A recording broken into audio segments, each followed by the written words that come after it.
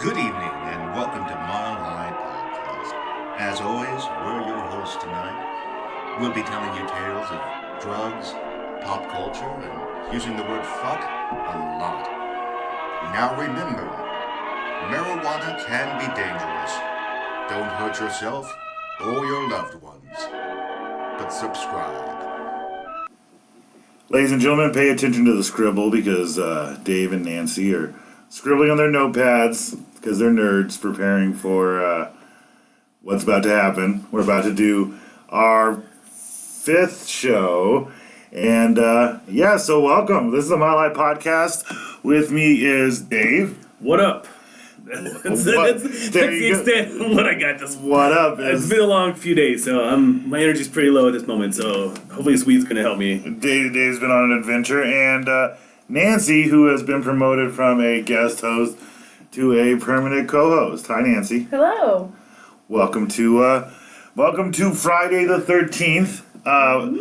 This is Friday the 13th. Dave specifically wanted me to mention this, so if I get this wrong, Dave, correct me. It's Friday the 13th, and it's a full moon. It's the first time that's happened in 20 years. 20 years. Yes. So if you're listening to this on the 15th and you're like, what the hell are they talking about? It's because that's when we recorded it. It was on Friday the 13th. Yeah, you guys are probably listening to it like 3 or 4 days from now. Yeah. And like, who the fuck cares? That happened in the We're past. glad you made it. Yeah. Right. So hopefully you didn't get pulled over, because I'm sure there's a lot of fucking cops out tonight. So. Yeah. It's a dangerous night to be out. So, and I think we have another Friday the 13th this year, actually. I think December. I believe you. You know what? Because we went and saw it too. Did you really? Yeah. Fuck. I just didn't have time. I was trying to, and there's like no theaters up in Yellowstone country. There's a lot of fucking dollar stores and Taco John's up in Wyoming. Oddly I've enough, never had Taco John's. it's horrible. Don't go there. It's there's the only reasons, because that's Wyoming people's version of Mexican food is Taco John's. So You know what? It's really, and just because I know useless information, they have a problem with dollar stores right now. Mom and pop stores hate dollar stores because they're coming into these communities. They're undercutting them. They're undercutting them. You know, they talk about how Walmart did that to communities, but they said what really hurts them, Walmart hurts a big-ass community. You know what I mean? You're talking about 50,000 people. You put a Walmart in there, you're kind of hurting that community. But when you put a dollar store in a community of 1,500 people... Because then what happens is the grocery stores slowly lose business. But also, the grocery stores have a bigger staff than those dollar stores. So when the grocery stores leave, those dollar stores are employing a third to maybe half of what the grocery stores were. So then you have less money in the community at all. So it's And they don't do produce. It's a chain reaction. Yeah. So there you go. You're newsed. And that's the latest in dollar store news. Yeah, for some reason I know shit about Aren't they that. growing faster than Starbucks? They are. They're the one of the highest growing stores out there. I saw a lot of towns that were like population 200 people, and there's a fucking dollar store and a gas station, and they're all Sinclair gas stations too. Yeah. Oh, Sinclair's the pretty big. dinosaurs? Yeah, Love when the those. dinosaur. Yeah. No, it is crazy, and there's no produce in them, so that's something else as well. So, and that weirdly enough, the discussion about the food in the dollar store is perfect for what we're going to talk about tonight. Our main food, the munchies. It's the munchie night. So it's a discussion of food as it comes to after getting high. But we have started off. We usually start off with a joint, but we start off with a bowl this time.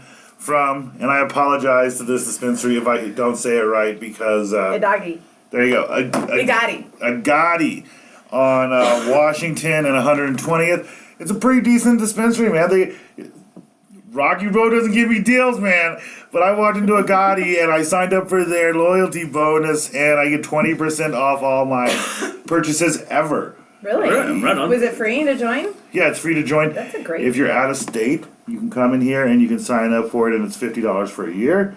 It's a pretty good deal. Now, that means they kind of bump up their prices to adjust to the 20% difference, but their prices, I will say, are reasonably connected. They're comparable to other places. So, what we're smoking out of the bowl first is Cookie Monster. It is a indica, and it's... You don't usually go for that. I don't usually go for that, but I've kind of changed up my indica rule, and So if we start falling asleep in about 10-15 minutes, it's because we broke the indica rule. it's an upper indica is what they're saying. So that's what we're starting off with. And then as we go on to other ones, I guess we'll mention them as we're going forward. Do you want to go ahead and tell them? Let's do it all. Yeah, let's remember. Yeah, we'll remember later. Okay, we're gonna do it later. We're giving ourselves a lot of credit for trying to remember, but we're pretty bad. But Well, we'll remember lighting stuff up, I hope.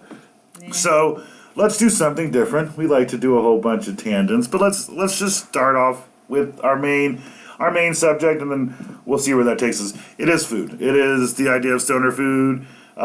Dave and I are by no means small guys. I am down 35 pounds. I actually lost 7 pounds Nice. Very since good. going to You were looking Chicago sharp. and to Yellowstone. That's a challenge in Chicago. It That's is. impressive. Yeah, so I had one piece of pizza, I had one Chicago dog, and then I had a cheeseburger. I mostly lived on cheese sticks and Coke Zeros when I was up in Yellowstone. So that probably helped quite a bit. So today's my 16th anniversary, and we went to this really cool restaurant in Denver called Linger, and I ate the fuck out of all them carbs that they gave me, and so I'm feeling a little bloated. I might have a blowout here or two, but I might excuse myself here a little bit later. Right? But it's great. It's fucking awesome. The food was You great. deserved it 16 years. That's amazing. Yeah. Happy anniversary. Yeah, happy Well, thank anniversary from all of us at the Mile High Podcast.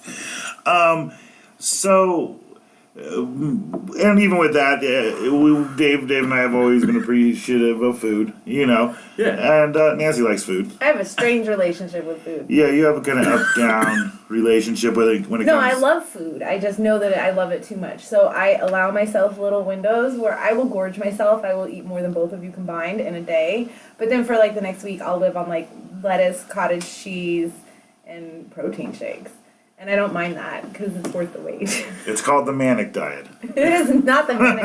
It's called maintenance. It's an 80-20 rule. As long as you maintain your 5 to 10 pound window, you are fine.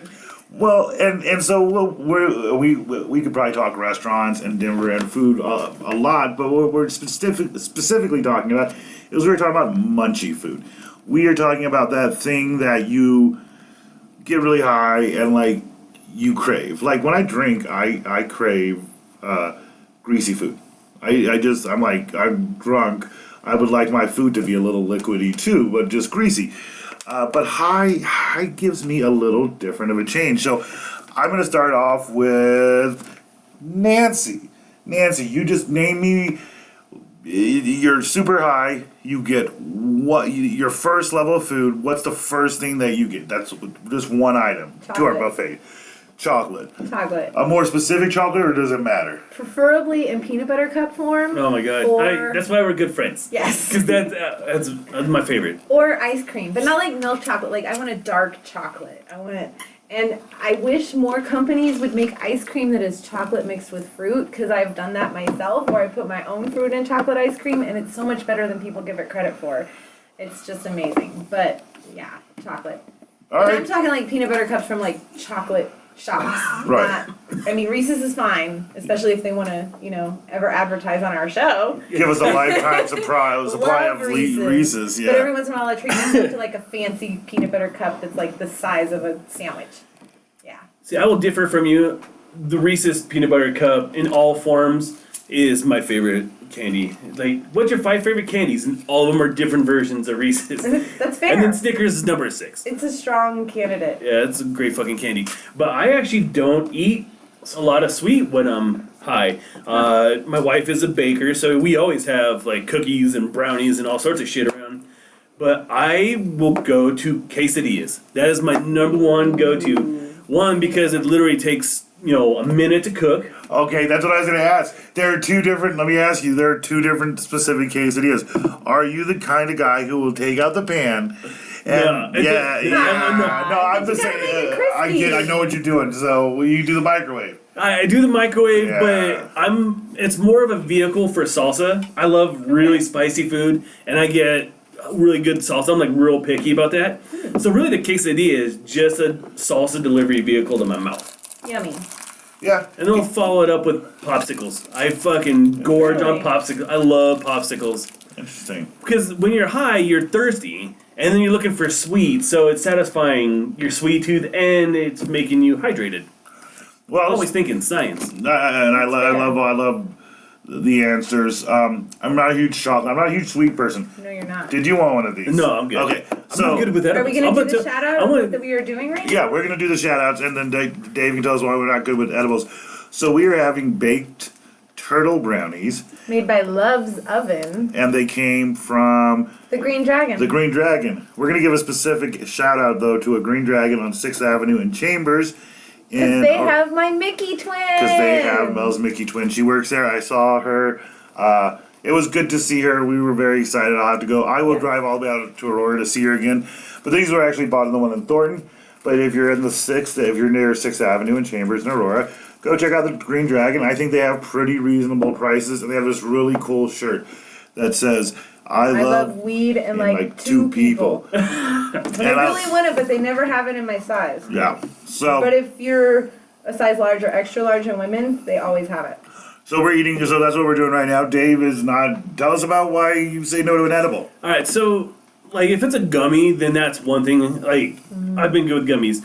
So there's two reasons why I hate edibles, like brownies and shit. The first one is, I had just gotten my red card, never had an edible before, and the bud tender at Ganja Gourmet, now closed, gave me a brownie, didn't tell me that anything about waiting, and didn't tell me anything about only eating a little bit.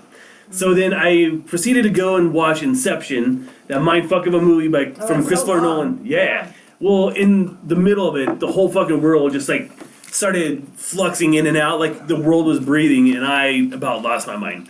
I had eaten the whole fucking brownie. Here you. Yeah, exactly. And I had eaten the whole fucking thing. He didn't tell me just like nibble on a corner. I ate the whole fucking thing, and then like, oh, nothing's happening.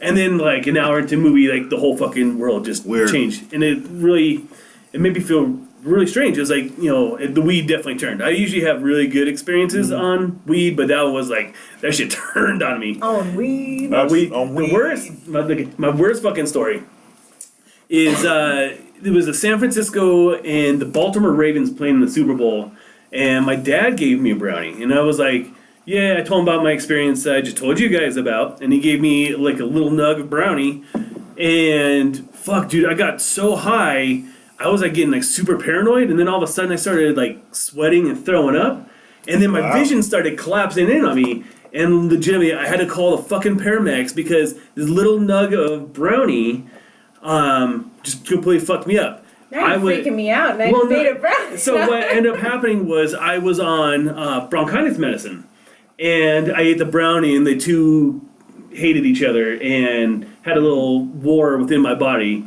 So it was my own fault, but it like really fucked me up. And then there was like this real shitty nurse, and at the end, and he was just like this little. Well, he was a dude, so it was like Nurse Cratchit as a bald little short motherfucker, and he like was giving me a guilt trip because I had a kid, but I wasn't driving. I didn't have the kid with me when I was eating it. Right. But he like was giving me all a guilt trip like I'm a shitty father.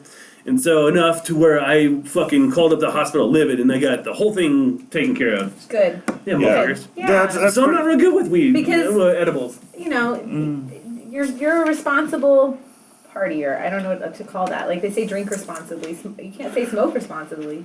Consume responsibly. Yeah, I'm a good consumer. Yeah. So I'm gonna light up Dave's joint right now. Well, yeah. See, so, and the funny thing is, when you read stories like Maureen Dodd, I think, did a story about, or somebody a few years ago about medical marijuana in Colorado, And she ate that whole. Sorry, you tell your story. Well, no, she ate it. It's the edible aspect of it that I think really throws people off.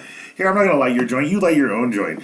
That's rude of me. I was gonna open it. Yeah, that was disrespectful. Weed etiquette there. I was like, I'll just open Weed your etiquette. weed. It's a real thing. Yeah. But there is something that you can do is you can honor somebody with being able to light it. But you don't like lighting. I was going to let you light it because you have your promotion, but you said you don't like lighting. I love smoking joints, but I have really bad. I make them run, or I guess as the kids nowadays call them, canoe.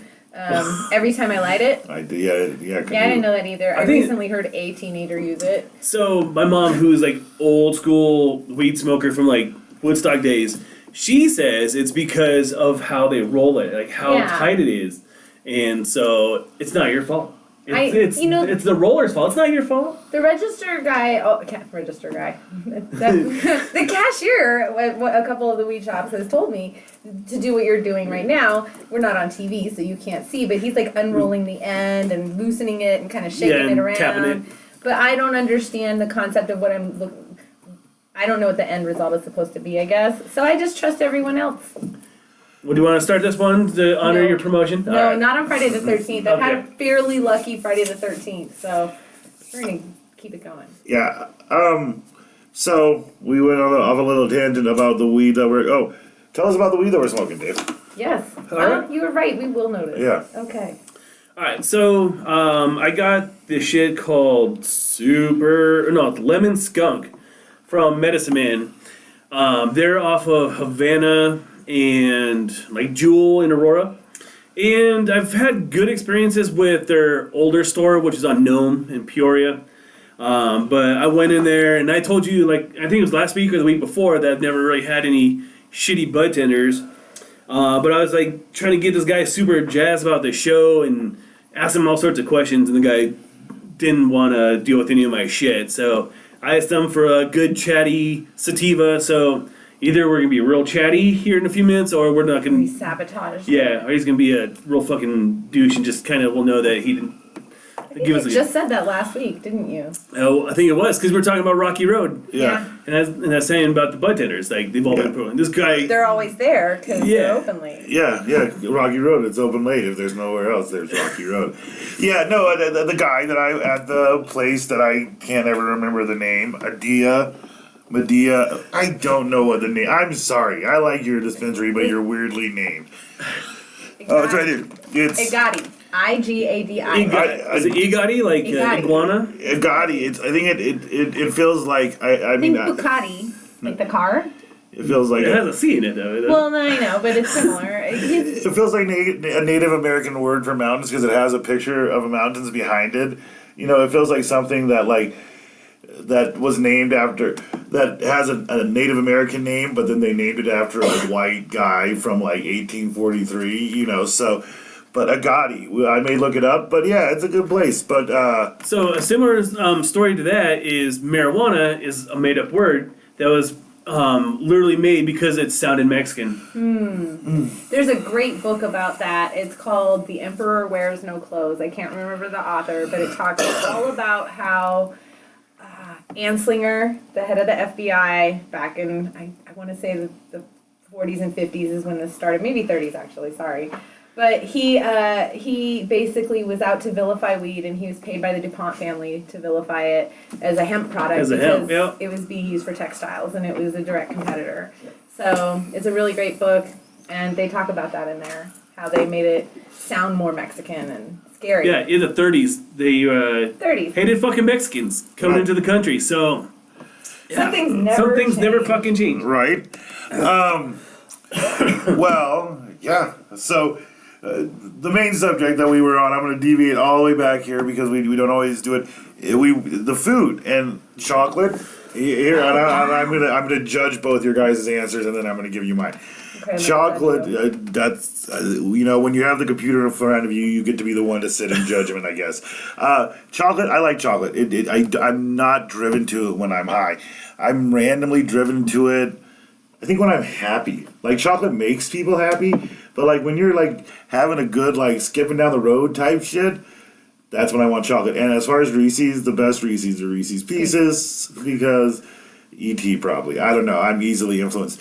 I too am a microwave quesadilla guy, and I hate it because I know how much better it is And you're when like I. a That's so much culinary work. student. David's culinary too. David's a hell of a that's chef right. too. I'm- Yeah. It's like the electrician, you go to their house and they have the wires sticking out. Yeah. Yeah. Okay. But it's quick. It's quick. That's the best I part about can't it. judge. My drunk food is Jack in the Box tacos, which are not even meat, I don't think. I'm pretty sure it's dog food. I was driving Lyft with a lady who worked at Jack in the Box, and I told the story about how my father-in-law at one time wanted to order 50 Jack in the Box tacos, or 100, and they were like, "No, we don't have that many tacos." And this lady was like, "Yeah, we'll make it that many. If somebody orders them, we'll make them." She's like, "But I don't love the tacos," and I'm like, "Yeah, I think I'm weird. I don't love the tacos either." And I try to describe. Here's my description of a Jack in the Box taco. You literally put a bunch of shit in something and then dropped it in a deep fryer. Yeah, that's great. That's all you Looks have like to do. But it's I don't better than look Taco at it. John's. That's just way better than Taco John's. Good to know. So yeah, I do the same thing with the quesadilla. My high food is literally the condiment. Cheese on whatever I can put cheese on. And peanut butter. And peanut butter. Exactly. Yeah, it's cheese and peanut butter. And I will Salty. I like salty. You like salty. Yeah.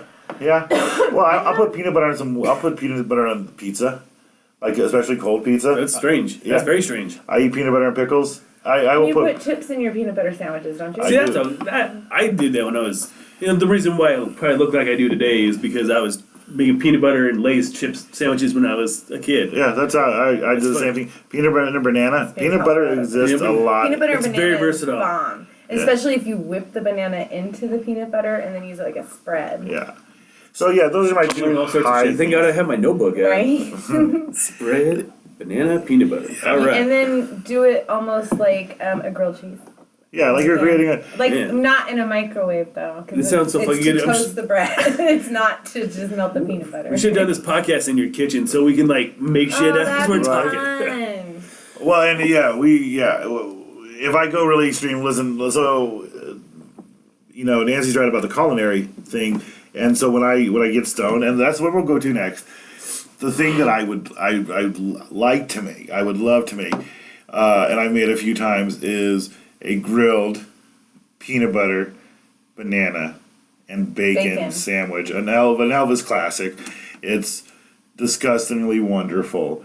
When I was in a culinary school here, we had a contest in the morning. We were selling. Who people were to make their own thing on the menu because we sold within the student union or the student cafeteria, and whoever got the most was won. And the chef there was like, I told him what I was gonna do. He's like, that's crazy. I'm like, listen, Elvis is huge.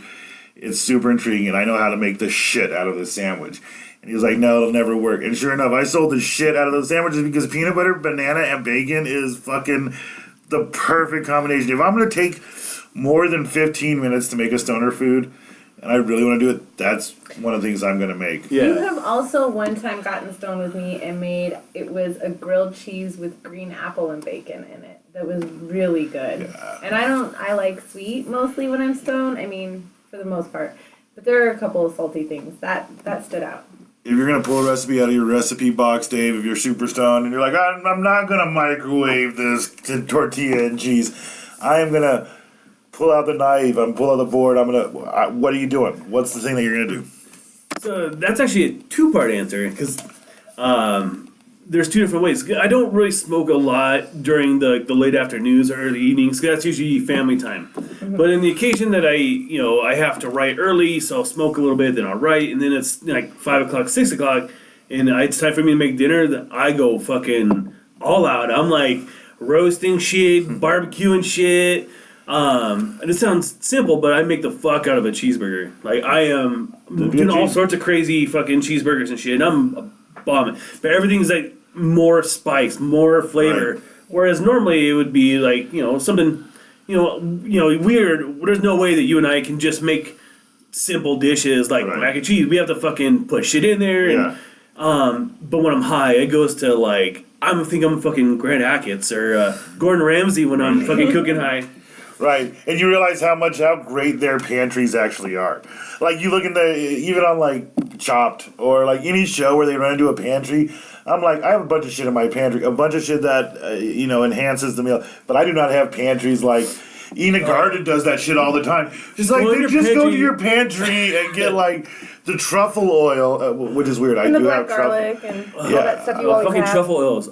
I hate truffle oil. I don't like truffle either. That's terrible. I get it when it's a hint of it, but I feel like people just overuse it. Oh yeah, and they still we have truffle oil, so they have to put the fuck out of it. Yeah, like I don't need the oil on the table. It's not a condiment to me. Yeah, it's a cooking sauce. I think it'd be. I've had great truffle fries, but I think there's a level that people don't understand how to use truffle oil to the best of their abilities. And I think sometimes certain types of mushroom flavors taste a certain type of mushroom way that for some reason in my mind it subconsciously reminds me of how a mushroom is formed, and it grosses me out. And I'll eat bugs in food competitions if I have to. I'm not weak stomach by any means, but it makes me think about it. I don't know. I don't even know. We were talking about your burgers. So Yeah, in-depth burger. Yeah. Yeah. Burgers are good, man. So you do that. That's your Well, I would say I'd say the cheeseburger. complication. You make it overly complicated. When I you're do, not. yeah. But okay. I do a lot of really good shit, and I love cooking all sorts of weird stuff. I don't know if you guys have done this, but I legitimately think that I'm on like MasterChef or Chopped when I'm fucking high and cooking. I'm like, what can I find in my fridge, and let's make it fucking awesome. And I'm like playing these competitions while I'm cooking, just because it's keeping my I'm high from the sativa, so it's making my mind going. So I'm trying to like. Do you time yourself? Yeah, I have like built-in times in my night because I'm kind of OCD like that. So I'm like, we have to have dinner by 6 o'clock, and so that I have like 45 minutes. If I get a late start, I have like 45 minutes to make a bomb-ass meal. So that's kind of my timer. See, I auditioned for the season 1 of MasterChef, and my family actually plays Chopped at least once a year. Like at their house? Yeah, we have like we get the family together, and then like we all just play Chopped. My mom will bring in a grocery bag with different items, and the way that we do it differently is one person or group does the entree, one person or group does the appetizer, and one person or group does the dessert, and it's hella fun, man. Hell it's a yeah, good way, dude. and it is timed, and she will just straight up, it's like if the first round's 15 minutes in the show, we maybe get 20 minutes, you maybe get 30 minutes for an entree and everything, but and she picks weird shit, you know what I mean? And usually what it is with my mom, she literally will go through, because I shop with her all the time, and we love sales. Like, we fucking love the shit out of, like, I'm like, that sauce used to be $9.87, and they're clearing it out, and it's $1.83. And I have this coupon, and now it's 68 cents. Right, and it's like, I don't like turtle sauce with salamander, and something you would never buy, but you're like, well, shit, for $1.83, 67 cents. We're going to do it, and my mom found a reasonable when she buys too much shit like that, that's when she plays Chopped. She's like, you know what we should do? Play Chopped, because I have these things that make absolutely no sense that I need to get out of my pantry. That's a good fucking idea. sweet. Yeah. Yes. That's a really good idea. What's really cool is that we have a very similar tradition in my family. My in-laws will buy baskets of secret ingredients, and they'll come up with lists and shit to give to me, my wife, my sister-in-law, and now my kid, because he's been in cooking classes and stuff. And so, they'll assign different rounds and shit, and then Christmas Day breakfast is all these like cool fucking dishes that we come up with based on the mystery ingredients. Yeah, it's one of the most fun things. I look forward to it all fucking year, and we're like it'll be 4th of July, and we're trying to plan our Chopped baskets. Like, what are we gonna do? Like, yeah, that kind of shit. I don't mind doing it for events like that, but I actually, it's 2019, and this is really reflecting the gender roles are like reversed. I hate cooking unless it's baking for an event specifically. That's about it. I like making cookies around the holidays and stuff, but the rest of the time, nah. I'll chop, you cook. Well, I see that actually is pretty common now. And I think a lot of it has to do with the fact that chefs are legit celebrities. And then you have like the Emeralds of the world, Gordon Ramsay's, Jamie Oliver, and you see these like strong, talented men. And so it's kind of driving men to be like, I'll learn to cook. And so you're kind of seeing that balance. But you're also seeing more female chefs getting notoriety and getting noticed because more females are going into the restaurant world knowing that they have a legitimate shot now to be successful, where probably in the past it was all swinging dicks around. Yeah. That's It's awesome. funny, I grew up learning to cook. I know how to cook. I can cook, and I do, but I don't enjoy it. It's a means to an the end. cooking comes from the females in my family, and that's where I've learned from. But I'm the one who continues it down the line. But it was my grandmother, and it was my mother, and it was my other grandmother's recipes. It was the females in the family that passed down the recipes, and I picked them up and ran along with them. And I think, that could be what it has to be, And we have so much options to cook with, so. Yeah. But the cool thing is that now you're passing it down. I'm doing the same thing. I learned it from my mom. She learned it from her sister-in-law and her mom and her dad actually was a pretty decent cook, which is kind of weird for back in the 60s. But she loves cooking. She loves going through recipes. Like, I can't follow a recipe to save my life. I make everything up. But her love of cooking translated to me, and, that's where our gender swapped. My sister doesn't cook for shit. I don't think you use that word right. Probably not, but... that sounds like a weird Freaky Friday or vice versa. But okay. But you know what I mean? It's like had always been women up to me, right. And then now I'm continuing that love of cooking down to my son. Right. So, there is the change, but we're still passing down those traditions and that love of cooking. It just, the genders were... Do you have a weird... reversed. I have a Is it weird... better than swap? Yeah, gender swap, just... I don't know. A gender role Reversal? Yeah, that... I don't know. It's just a stereotype word. anyways, because the truth is, like, in world history, when you think of famous chefs, it is usually men. Right. Even, a long time ago. But in the home, I think women stereotypically did the home cooking. I'm so stuck on gender swap. It makes me think of... It does. It makes me think of, like, two people... touched a freaking stone and said, "You don't understand." Yeah, like she's like, I'm cooking all the time, and he's like, yeah, I'm a really hard worker, and they're like, oh, that's great, it's so hard to do that, and then they both touch the spatula, and they're like, I wish I was you, and then it just. Hopefully it starts Kirk Cameron. Yeah, it has to start. It's like, because that's that is a throwback version of people's roles in this country, and if anyone knows throwback crazy Christian versions, it's Kirk Cameron. Wow. That went off on a weird spur there. I have deep rooted. I really love Chopped. I have really deep rooted feelings about Kirk Cameron. I like watching some of those shows, and then sometimes I get frustrated because I can't taste it, so I don't know. I just take their word for it. I am just opposite. I devour cooking shows, and I love the competition with it. I don't really watch more of like the learn how to cook shows. Right. All mine are like the cooking competitions. So Master Chef, Top Chef. I love the great British Baking Championship. Yeah, I watch that sometimes. Yeah, and I fucking love those, and that's my porn. I watch plenty of porn too, but to me, mostly it's food porn. I liked Mike Seaver, but I really just have a problem with Kirk Cameron. I just wanted to. I can't. Don't live with the past, man. People need to understand that Mike Seaver is a good character. No, what I was really going to say. I mean, what would Mike Seaver eat if he was stoned? Because that was the topic. Oh, I don't want to know because he won't stop talking. Mike Seaver, much better person than Kirk Cameron in my mind, or at least less weird. Okay. I have a weird food obsession, and the reason I don't go to thrift stores as much as I do anymore is because when I go into a thrift store and they have a special deal and I can get a cookbook on their half-price sale or whatever, I will just buy cookbooks, and they're weird. But why? You can just store recipes online. I know, yeah. But I love a tangible cookbook. It's like, and they are weird, random things. It's like. Better Homes and Gardens, best recipes of 1978. I'm like, yeah, exactly. That's something that I'm going to cook in the future. And I have a weird, vast collection of cookbooks because I buy them when I go into thrift shops. Do you actually cook recipes from them? Yeah, or at least versions of said recipes. They definitely give me ideas of where to go from. But some of that stuff doesn't even exist anymore, when they use brand names. Yeah, when I read a recipe, I'll look at their ingredients and I'll figure it out.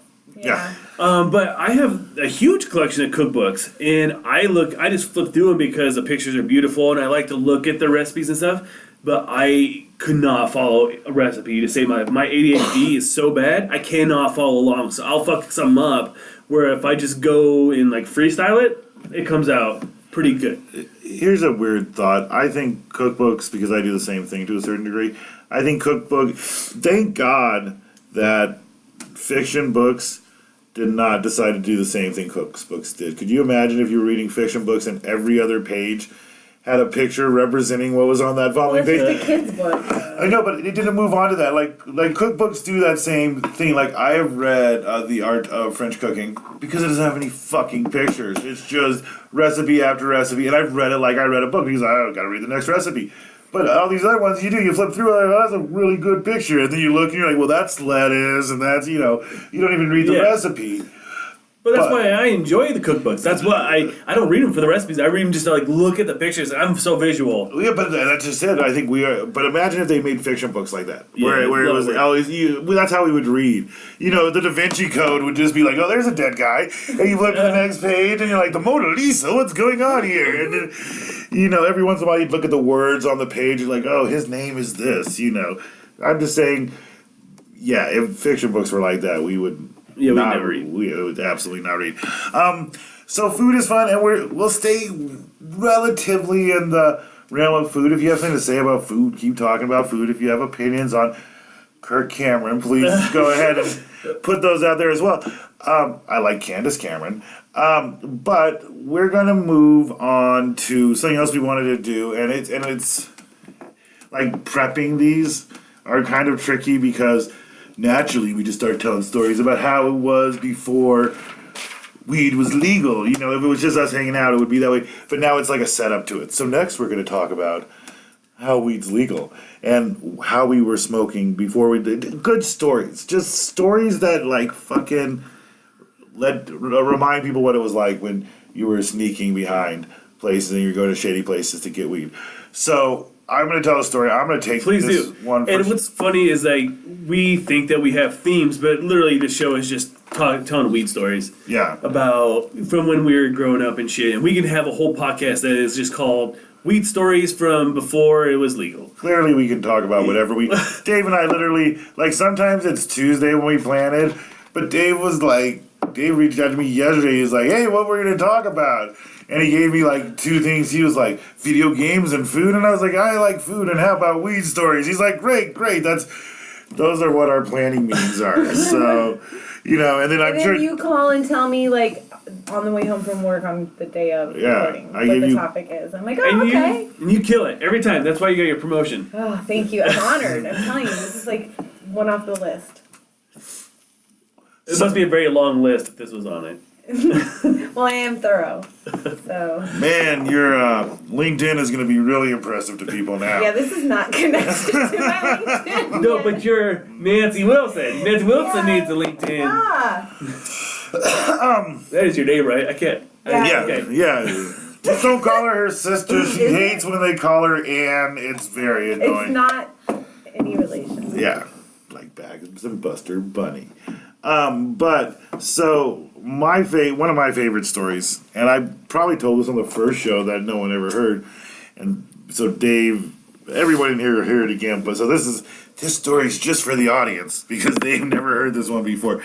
But I'm living in Florida, and it's not really easy to get weed in Florida. It's just not. You know, at least it wasn't when it was not legal. And I was hanging out with a bunch of people that worked for a certain rodent. And so we were all like, it was 4:20, and we're like, we're going to go over and get high at James's house. And I'm like, yeah, everybody's going to come get high at my house.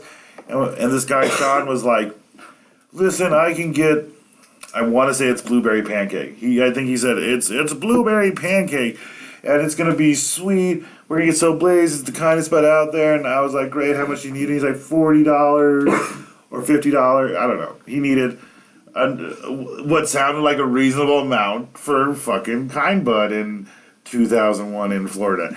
And so I have like 16 people over at my house, and we're all just hanging out having a good time. Now granted, none of these other motherfuckers had weed. You know what I mean? Like 16 people showed up at my house. I'm like, I'll just get you all blazed, because before I moved to Florida, I lived in Colorado and I could get lots of weed, and I got people blazed for a long time in Colorado. But I was like, just come over to my house. My boy Sean's going to hook us up. I kid you not. Sean showed up to the house, and he's like, yeah, smell that shit. And he opened this, like, little baggie, and I was like, is this like a preview so I can smell it? Just bring the whole thing. He's like, no, this is it. I swear to you, it was a gram. It was maybe a gram and a half with 16 fools who did not have their own weed. But they were all kind of young, and weed was still kind of new then, so you were like, or not new, but I don't know how to describe it, but new to that age. New to that generation, yeah, new to that age, new to part of life. So everybody took like one hit of it, and I took two because I loaded the bowl and I paid for the weed. And then everybody's like, oh, you're right, this is the kindest bud ever. Oh, I'm super high. And it's like, yeah. That was that was embarrassing. That was like me and my roommate at the time. He was like, "What the fuck? Why are all these fools here?" And that's all the weed that you got. And I'm like, man, I don't know. I just gave money. So that's my before weed story, or before BL, before legalization.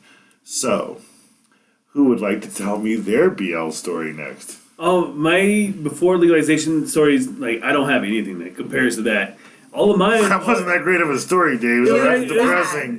No, but that was a pinnacle moment in your life. It's like, look how far we've come. It was a very well spoken story about something that was really impactful, and all of mine are just like real small moments that I remember from before everything went legal. I think I talked about this on the mysterious first episode about our drug dealer. First episode was fucking great. Drove a cop car, and not like old time cop car. I mean like current model of cop car, and he's a drug dealer. Who the fuck buys a police car and you're a drug dealer? Right. Worst fucking drug dealer ever. And then I'm the second worst drug dealer ever because I bought a fuck ton of weed from this fucking idiot, and I didn't know what I was doing, and there's like no classes, so I ended up being like, I'm gonna sell like as much as I can, and then nobody bought it because I just smoked everybody up. So I smoked over an ounce of weed. I was like, I don't know, 18, 19 years old. I fucking was the worst drug dealer besides the dude that fucking had the cop It's car. like Friday. Did he come get you? No, I paid up front. I guess that's the thing, is paying up. It was an ounce. I was supposed to break it into quarters, and there was like $25 a quarter, something like that. Think about that now, man. You get fucking some kind fucking shit that has been researched, and we got like $25 for fucking something we don't. It was ditch weed. Yeah. No, and it's great because I love when people who everybody you knew sold weed. You know what I mean? Everybody had this great idea. They were like, you know what I'll do, man? I will totally sell weed to my friends. I'll just buy it from Bill, the drug dealer, and then I will sell it to them. Not realizing that, like, all your stupid ass friends also go to Bill, the drug dealer. Yeah. It's like you just. I think everybody at one point or another thinks, I know so many people who smoke weed, I Right. could sell weed. Right. Yeah. But you're all getting it from the exact same Bill, and Bill doesn't care. You're like, yeah, Bill, I'm going to take this QP, and we're going to have some, you're going to have some competition, and Bill doesn't give a fuck. He's like, whatever, I just sold you your QP for way more than I paid for that shit, and you'll give up after the first time you lose a little bit of money. So another moment I had on weed, I don't like listening to like heavy metal music and smoke weed, but like if I'm at a heavy metal show, I like to smoke weed. And so we were at a Pantera show, and it was me. That seems so contradictory to me. No. Like, please turn that off. I am getting high. And then you're like at the concert, and you're like, what I need to do is get high. No, what I'm trying to say is like, I'm not going to put on my Spotify and my headphones and listen to heavy metal music when I'm getting high, because don't like to be aggressive. But when you're there, it's a different experience. It's a actual like visual live experience that you can. James will find out here in a couple like a month or so. Yeah, we're gonna go concert. to As I Lie Dying. As I Lie Dying. So I went to go see Pantera, and I hadn't been smoking weed a whole lot because I was pretty young. Fucking Vinnie Paul from Pantera, the drummer, legendary Vinnie Paul, came up and started smoking this big fat joint with these two people in front of me and my friend who went, and they're like, "Here, do you want this?" So my lips fucking have touched the joint that Vinnie Paul from Pantera, and I love fucking Pantera, and I had the same joint. So your lips are just this much closer to Vinnie Paul's lips, man. Yeah, dude, it's like I kissed Vinnie Paul. That for me, that was a pinnacle moment in my life. I love that story. I'm so, for some reason, that's just such a perfect story to be immortalized forever on a podcast. Okay, those are great stories, Nancy. Oh, I grew up around weed my whole life. Like, honestly, I have childhood memories of weed. Like, I remember the first time I went to, like, a middle school party and kids were smoking weed, and I knew for sure that's what that smell was. And as I was taking my first hit, it dawned on me, like, that's what my dad and that room downstairs had always smelled like my whole life. And But I think one of the best ones was I was in high school, maybe a freshman, and I was walking home from school. I was walking under an overpass for a freeway in my neighborhood. And I swear to God, underneath the overpass, there was a giant garbage bag full of weed. Now, it was like swag weed. It was, it was homegrown of some kind. But it was weed. It was weed. And so it was just me and my boyfriend at the time. And we took that shit home and we bagged it up. And, I mean, it was like... it was $500, which was huge back then, and I just remember being so excited. And now if you find it, like, you could smoke it, but what are you gonna do with it? It's not like you can make a profit on it anymore. Well, it's free. You can always make a profit on it. I just realized I admitted I sold weed in high school, but it was like Nancy Wilson, right? But I didn't think about it that way. At that time, we bagged it up and we were like, this is free weed. We're going to give it to our friends and in return they give us money. Like, that's honestly what we thought. Right. So did your parents try to hide the fact that they were weed smokers? Like, No. Did your parents smoke? They did. I think there was a time where they stopped, but it was, as I got a little older, I don't know. I don't know if they ever really stopped. It was definitely not the top of their list of thing to do as they recreationally as they got older, but with their friends and everything, But like there was a time when they were skydivers and everything, and they smoked Halloween, and and I too had a similar smell. Like my mom had like this like lamp that was always on the back of their bed. So I think maybe they used an ashtray or something because it wasn't a pipe, but it had that smell. It was a weed smell. It was like I was like, oh, I totally respect this smell. I totally know this smell. So it's always been part of life in one way or another. I knew definitively cousins who smoked and uncles who smoked, and it was everywhere. For an illegal thing, people don't know. It was always around. Right. It might as well have been at 7-Eleven. Like Pizza Hut sold a lot of weed. I know. I worked at Pizza Hut. They don't anymore. They're a straight up honest company. But also, if you can't find weed, go to Pizza Hut. Someone has weed at Pizza Hut, I guarantee you. I one time, and your story was great, Nancy. I one time found a jar of white powder that I was absolutely convinced was cocaine. Not only that, but I probably had $20,000 of cocaine hanging out at Marachek Middle School. Because that's where drug dealers run through. And it did turn out to be flour. But for that little while, and it was weird because that's like when you buy a lottery ticket and you imagine what you're going to do with the money. Right. Like fucking Scarface at 11. Yeah, but you're like 13 and you're like, how am I going to test this? Because if it's cocaine, and if we try it, it's cocaine, we probably shouldn't try it. But how do you test this? You don't try random white powders, Yes, you don't. It's a bad idea. Yes. So, I don't remember how we tested it and established it was flour. Probably like logic after like an hour. They're like, looked at it. Yeah, I thought about it. I was like, this is a fucking huge jar of Coke. It's a glass jar. Like somebody, like they canned it. It was like a lady from like a bottled it from like 1930. But yeah.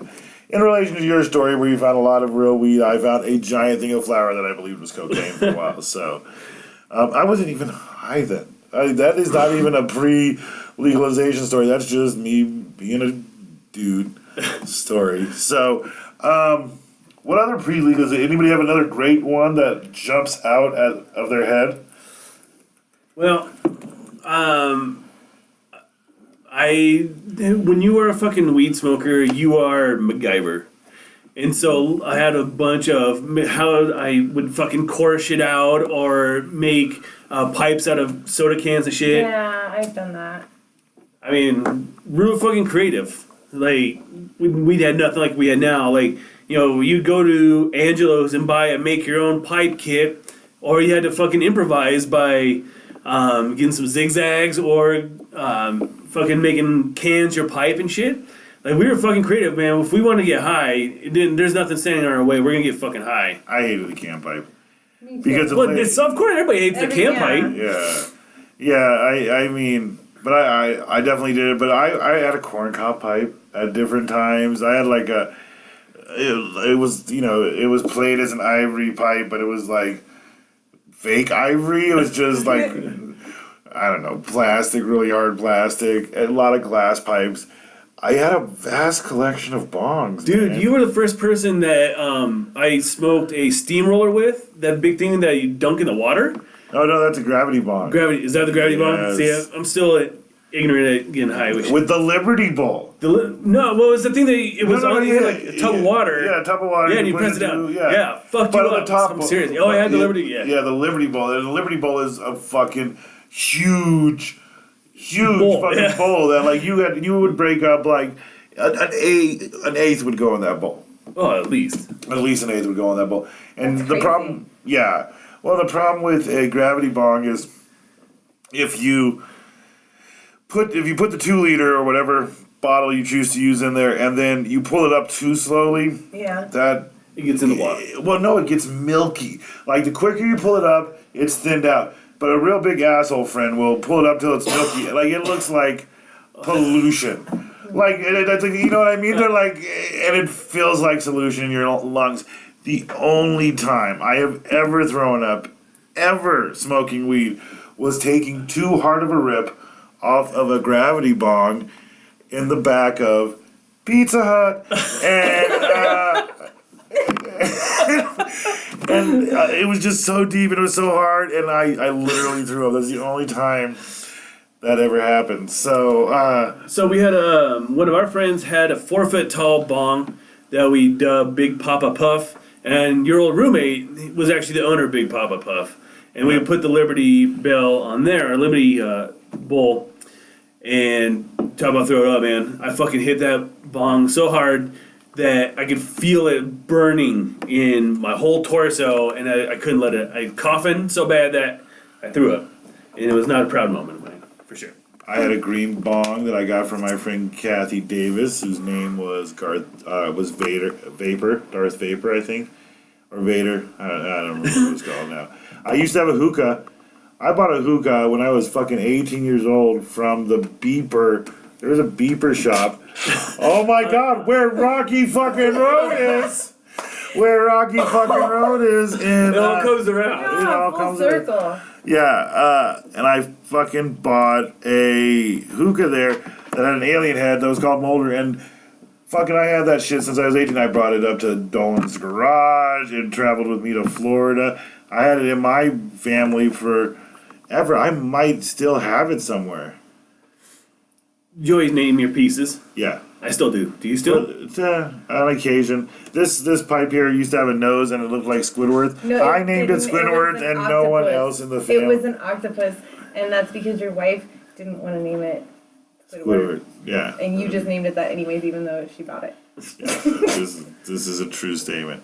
But it was Squidward. And so, no, I've always named... I used to have a really fucking long pipe, and it was my Gandalf. Oh, yeah. I love the Gandalf, smoking in the Gandalf. Yeah. Oh, yeah. I remember that one. And so, yeah, I don't know, man. I've had a lot of... I've owned a lot of pieces of paraphernalia throughout my life. I don't have them all. I don't know where they always go. Sometimes they pass on like books. Like, I like to share books with people and not expect to give them back. You know, if I give you a book, it's your book. I mean, be good to it, but it's fucking your book.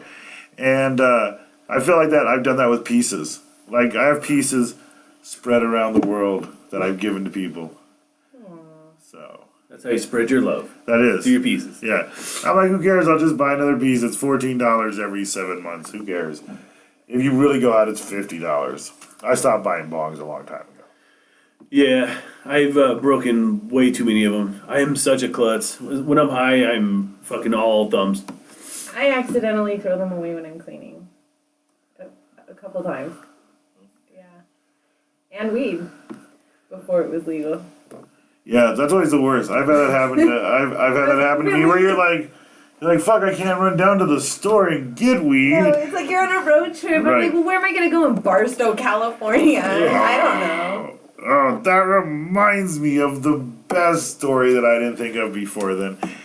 I was moving down to Florida with my friend, and we were definitely not carrying over an ounce of weed across state lines, but theoretically, if we were, we had just left Colorado and entered into New Mexico. And my original plan was I'm just gonna fucking drive all night, and we'll drive until we get to Carlsbad, because that's where our goal was, and that's where our hotel was the first night. Well, we were like 21 years old, driving, as you know, Dave, driving fucking straight through all a long ass time, and it's tiring as shit. It is exhausting. Yeah. So we stopped in Las Vegas, New Mexico, and no, New Mexico. Really? Yeah, because we're going down south. We're going to go across Texas. We're going to Carlsbad, New Mexico, before we go towards Orlando. So we get out and we get a hotel room. We were smoking a joint. We took the weed upstairs, so we didn't want to leave it in the car. And we got up the next morning and we're headed out. We're on our way to Carlsbad. I looked over. I was like, "Hey, man, fucking let's smoke some weed." And he leaned under his seat. And he's like, "Fuck." He's like, what do we do with the weed? And I was like, "Did we leave that shit in the hotel room in New Mexico?" And we were thinking, not only did we bring it in, it was such a stoner thing to do. You'd already been smoking weed for a while, so it was such a stoner thing to do. We're like, this weed can't be in the car. Let's bring it inside. When we know we're not going to smoke any more weed, it's perfectly safe in the car. And then once you're inside, you're like, what's even a better idea? Let's put it in a drawer, so it's absolutely the fucking safest place it can be. And then you wake up in the morning, and you don't think to look in a drawer. Who the fuck puts something in a drawer? Put it in like one of your suitcases or duffel bags. Because we were already stoned, and the drawer seemed like such a smart. It was next to Giggins' Bible. We were all set, and things were going to be protected. So yeah, we lost like a fucking ounce of weed, and then we were like, we're about an hour away. I wonder if we can go back and be like, did you find a little black bag, and by chance not smell it or open it in room 403? And but we didn't. We just drove on, depressed. That's so sad. And it led to an interesting story in New Orleans, but I'll save that story for another time because we've filled up a good amount of time. Yeah, Not that there's a time limit, but like it's gonna be hard to top that story. That's how long has it been? It has been 57 minutes. Wow. Yeah, see, when you're smoking, that's one thing I love about this podcast. Is you just lose maybe time. Your not so nice bud tender today might have been right. Yeah. We was chatty. Thanks, medicine man. Right. Even though you're kind of a... You could have smiled prick. more, it sounds like, or something. I don't know what But it was. weed was good, and that, in the end, is all that's happened. There you go. Thank you, Agati. Good job. Is it a god old? It looks like an L at the end. I wondered that towards the middle of the show, but I didn't want to, We'll look it up and correct it next week. They reimagined cannabis. I really don't understand what that means, but that's cool. So, so any last big thoughts on... Because we'll do a bunch of promotion shit. Yeah. So we'll do a bunch of promotion at the end of the show. So let's just do... Any last big thoughts on food or... I'm going to be having some food later. That's a good thing. And pre-weed stories. Any last thoughts on the pre-weed stories? None of those. I'm actually going to go left field. I'm going to revise going back to our last episode of our favorite movies. I just saw a movie last night called Booksmart. And it's the best comedy I have seen all year. It's like kind of like a female version of Superbad. But fucking hilarious. Absolutely fucking hilarious and smart. And it's, it's a very modern tale because it's like these two girls are super empowered, but they have worked so hard to become so great, but then they find out that everybody else is great around them. So it's kind of like I remember the trailer for this movie. Dude, fucking hilarious. Watch it. Rent it. Go on demand. Really fucking great movie. We're looking at Men in Black International. I haven't seen it. I would probably go to Booksmart over Men in Black. Have you seen it? No, I have not. Then why are you being so unfair to Men in Black? Because it's a Booksmart beautiful is that, franchise. Because Booksmart is that fucking good. Right. It is really fucking good. I believe it probably is. I truly, if you're high watching it, it's even the better. Yeah, it was a super funny fucking trailer. So I'm glad it played out through the entire movie. Nancy? What was the question? If you had anything to add to the end of the conversation. Yes, that I forgot to say one of my old time, since it was a pre-legalization was a topic and food, I'm going to combine them. I used to get really high behind my high school and then walk to the nearest, like we had liquor stores that sold liquor and candy and ice cream and strawberry shortcakes, those little like bars on a stick that were covered in these crunchy nuggets, and oh my god, they were so good on a really hot day and they get all soft and mushy. Those were the bomb. I really, really love those and I miss those. Very Strawberry cool. shortcake. Yeah. Yeah. And I talk a lot already, so I have no ending comments on the subject, and I probably will say some more stupid shit before we're completely out of here. But I guess we'll bounce back some advertising. I'll tell you what I'm doing with advertising. You tell me all the things that I don't remember to say. Yeah, so remember that you can check us out on Patreon, not Patron, Patreon, Spotify, SoundCloud, and James just set us up on YouTube Live. Yeah, Or is it called YouTube Live? No, it's just YouTube. Okay, I'm so ignorant. Yeah, no, we just a couple people, some better than other, pointed out that like they have weird issues getting into some of those platforms, and it's because you had to fill out, your name and everything on SoundCloud, and these kind of things. It's a huge use thing, but like one of our buddies, Sean, was having a weird way to get into it, so we put it onto YouTube so that everybody has access, even if you don't know a whole lot of technology. But YouTube is only part of the scenario. You can listen to us absolutely everywhere that you're on, almost every platform right now. Yeah. And you can find us on Facebook, and We have Twitter. We have like maybe two people on Twitter. Yeah, it's at the High Podcast. No, at High Podcast. That's how much I'm not checking Twitter because it's not real big right now. But at High Podcast, Podcast. At High Podcast. Yeah. I'm remembering this now. All right, good. I am remembering it. See, she's writing notes. I can't. If I hear something, I'll lose it. But if I hear something and I write it down, then I Just usually once, remember it. then yeah, Then you get. it's in your brain. And I'm high on Twitter. No, Fight at that High shit. Podcast. Memory loss. I'll just write it all down. But I'm also posting links to all this shit here in the next couple days. So at High Podcast is Twitter. You can find us on Facebook, Mile High Podcast, Podcast. But we really want you to email us, like show ideas. If you want to sponsor with us, we are on Venmo. I don't have that thing because it's kind of put on the spot, but I have a Venmo set up. But we're actually coming up with our like donations, and we're gonna be figuring that out in between We're season gonna 1 have and 2. so many ways to ask you for money. Just hold on. Yeah. I know So- you've been waiting all this time. Yeah, but if you just want wait to a little longer. beat everybody else to sponsor the show or whatnot, you can email us at the Mile High Podcast at gmail.com. At gmail.com. That one's at gmail.com. Yeah. And then we have our own personal emails. We have James at themilehighpodcast.net. And all dick pics and shitty comments go to him. That's right. And then Redbeard at milehighpodcast.net as mine. And you don't send me dick pics, please. But comments are appreciated, feedback. And if you want to sponsor the show, Redbeard and milehighpodcast.net.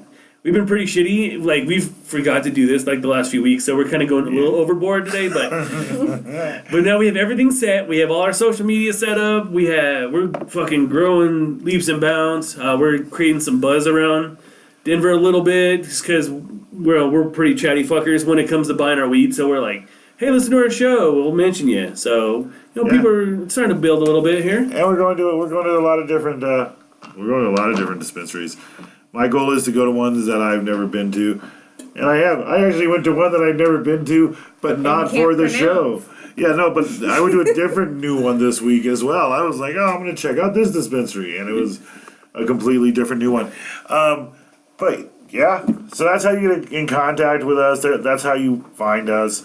We're welcome for like anything, man. If you just want to talk, like we're here. Yeah. So if you want to join the show, we have a fourth chair that you can be a part of the round table. If you're a musician, if you're a comedian, when you can come in and we'd love to get high with you, hang out. Right. If you want to do the show with us, fucking A. But no magicians. No Why? mimes. Well, No mimes don't mimes. work Yeah, on mimes radio, are, yeah. That Yours- makes sense. No mimes. Yours was probably more accurate. Mine will be funnier in playback. So, but, yeah, got any, get a hold of us. Check us out, share Yeah. what we're doing. Right. You know how this works. You do it to everybody else, why not do it to us?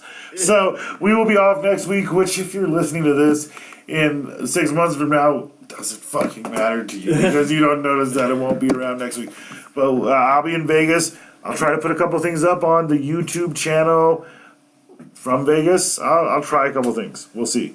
And yeah, that's pretty much it. So from all of us here at the Mile High Podcast, thank you for listening to our shit. And we'll Happy be Friday back. 13th, guys. Yeah, 20 years since the last time Friday the 13th had a And there's full another one. Oh, it's not both though. That's No. what it was. No, Never mind. in All right. December though. Good night, guys. Yeah, we're out. Right. Thank you for listening to the Mile High Podcast. Contact us at themilehighpodcast.com. That's themilehighpodcast.com.